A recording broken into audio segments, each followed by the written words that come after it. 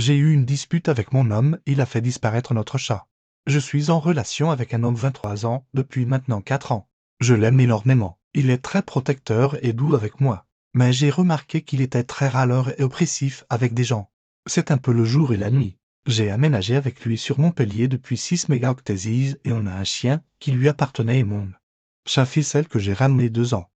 D'habitude, on ne se disputait pas beaucoup et c'était même une personne qui m'a énormément aidé sur des problèmes affectifs, la confiance en moi et aussi à gérer de l'anxiété en général.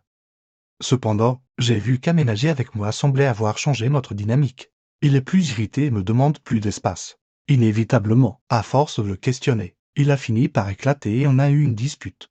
Je ne mentirai pas que j'étais assez énervé aussi. Il m'a reproché surtout d'être trop collante et de l'étouffer. De mon côté, j'ai un peu dérapé en disant qu'il était souvent aigri et râleur sur mes amis et mon entourage.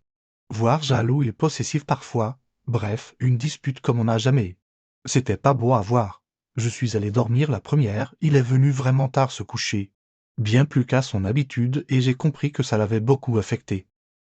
Le problème c'est que dès le lendemain, même si je m'excusais ou que j'essayais de relativiser, il restait très calme en me disant que c'était réglé, que tout était pardonné, mais d'un air détaché. C'est là que j'ai remarqué que je ne voyais pas notre chat qui ne sort jamais et en rentrant des courses ça m'a inquiété. Donc, à force de le chercher, mon copain m'a dit d'arrêter de chercher le chat, qu'il était en colère et que pour me punir il avait caché notre chat, il semblait honteux et sec. Vite excusé à demi-mot. J'ai donc refait une dispute avec lui pour savoir où il était et comment il pouvait jouer avec ficelle comme ça.